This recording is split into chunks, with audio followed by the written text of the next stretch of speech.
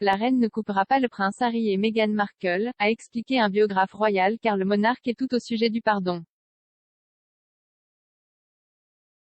La reine, 95 ans, a été nommée l'atout des Sussex en raison de sa nature indulgente.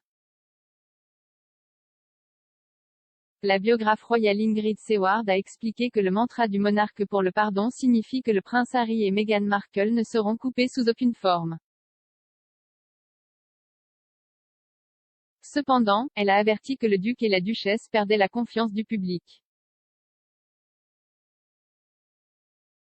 S'adressant à GB News, Madame Seward a déclaré « Je pense que leur atout est que la reine a été incroyablement bonne avec eux et que tout son mantra est le pardon.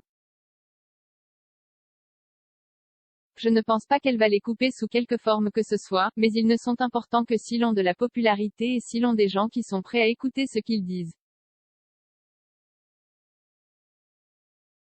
Je pense qu'ils doivent faire très attention parce que les gens perdent confiance en ce qu'ils disent parce que c'est incohérent.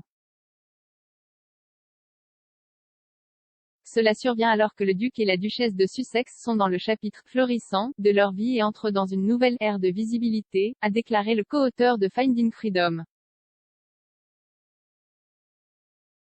Harry et Meghan sont en congé parental depuis la naissance de leur fille Lily en juin, mais sont vraiment excités pour les prochaines étapes de leur vie publique, a déclaré Omid Scobie au magazine People. Le livre de Scobie, écrit avec sa collègue journaliste Caroline Durand, sur Harry et Meghan est republié en livre de poche le 31 août avec un nouvel épilogue. Scobie a déclaré au magazine People, Meghan a dit que ce n'était pas suffisant pour survivre, nous sommes maintenant dans le chapitre de la prospérité.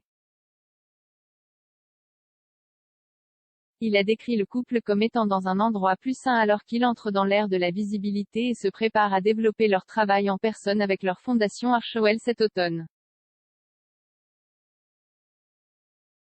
Le petit-fils de la reine Harry et l'ancienne actrice de Suits Meghan ont publié mardi une longue déclaration sur le site web des Archewell, exprimant leur chagrin face à l'état du monde exceptionnellement fragile et affirmant qu'il avait été laissé sans voix par la crise en Afghanistan. Le couple, qui a quitté ses fonctions royales pour une vie aux États-Unis, a exhorté les dirigeants mondiaux à accélérer les pourparlers humanitaires et a demandé aux gens de soutenir les organisations caritatives qui tentent d'aider les personnes dans le besoin.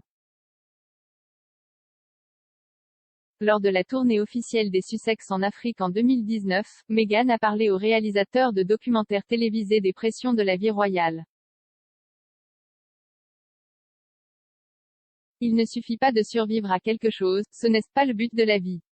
Vous devez vous épanouir, a-t-elle déclaré. 3 mois plus tard, les Sussex ont publié une déclaration explosive, déclarant qu'il avait l'intention de se retirer de la famille royale. Depuis lors, le couple a choqué la monarchie avec son interview avec Oprah, accusant un royal anonyme de racisme, et l'institution de ne pas avoir soutenu une Meghan suicidaire et évoquant des relations troublées avec le prince de Galles et le duc de Cambridge.